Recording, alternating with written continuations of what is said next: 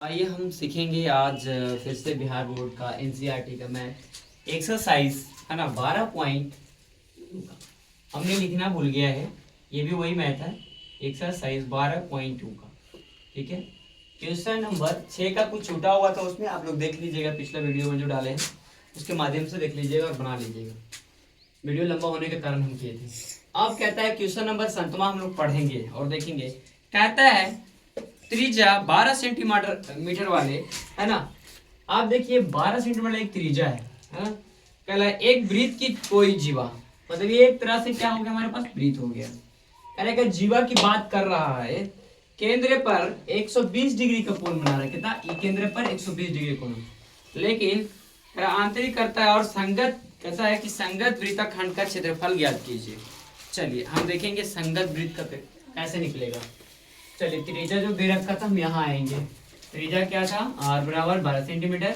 12 सही से नहीं दिख रहा होगा, मैं इसको सही से कर देता हूँ, है ना। ये हो गया। चलिए 12 हो गया सेंटीमीटर और थीटा बराबर 120 दे ले हैं। हम थीटा क्यों मानते हैं देखना चाहिए। जब ये कोण की बात करता है तो थीटा बराबर ही इसको वैल्यू लिखा जाता है ना। आप पूछ क्या रहा था? संगत वृत्त जो पूछ रहा है वही हम लगाएंगे। संगत वृत्तखंड का, है ना, क्षेत्रफल बराबर एक सूत्र होता है कैसे, theta upon 360 degree pi r square minus 1/2, है ना, आर स्क्वायर साइन थीटा। अब ध्यान से समझेंगे, दो गो इनमें से लग रहा है हमको कॉमन, क्योंकि आर का स्क्वायर आर स्क्वायर कॉमन ले लिए, बचा ये वो हो गया, कहानी खत्म उधर वाला का। अब इसके अंदर थीटा बचा, थीटा रखेंगे और नीचे 360 है 360, अब पाई है तो पाई, उसके बाद तो आर तो ले लिए थे, बाहर हो गया। अब यहाँ पे माइनस बच रहा है तो माइनस 100 ना, सॉरी 1/2। अब क्या है? साइन थीटा है। ध्यान से देखिएगा, थीटा का वैल्यू पहले हम आर का वैल्यू देखेंगे। आर का वैल्यू 12 था, 12 का स्क्वायर कर देंगे। थीटा का वैल्यू 120 था, 120 रखेंगे और नीचे 360 था। अब यहाँ पे माइनस था, माइनस ही रखेंगे। 1/2। अब देखना क्या है, इस वैल्यू का साइन थीटा का वैल्यू जो फोन बुक में हमारे दे रखा है तो √3/2 रखना है, और इसका भी वैल्यू होता है कुछ जो कि हम नीचे इसको मानना है। चलिए उसका वैल्यू तो यहाँ पर पुट कर दिए।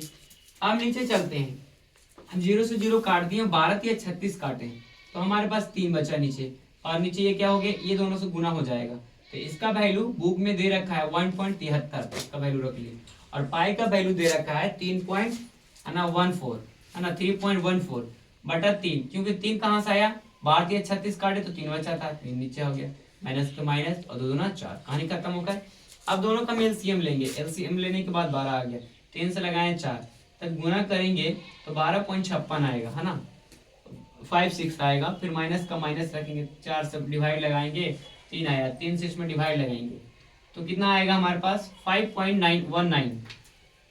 चलिए घटाने के बाद आ जाएगा हमको कितना, यहीं पे देख लीजिएगा ध्यान से कैसे होगा। इनको 12 12 में काट दिया 144, तो 12 का स्क्वायर भी देखिएगा 144 आएगा, ठीक है।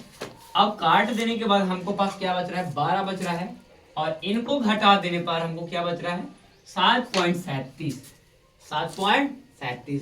तो दोनों को गुना कर देंगे, गुना करने से हमको कितना आ जाएगा, वैल्यू प्राप्त होगा 88.44 सेंटीमीटर। तो हम इसको ऐसे लिख सकते हैं, अतः संगत वृत्त, है ना, वृत्तखंड का क्षेत्रफल की, है ना, क्षेत्रफल की 88.40 सेंटीमीटर प्राप्त हुआ है। तो ये हमारा ये आंसर हो गया, ठीक है।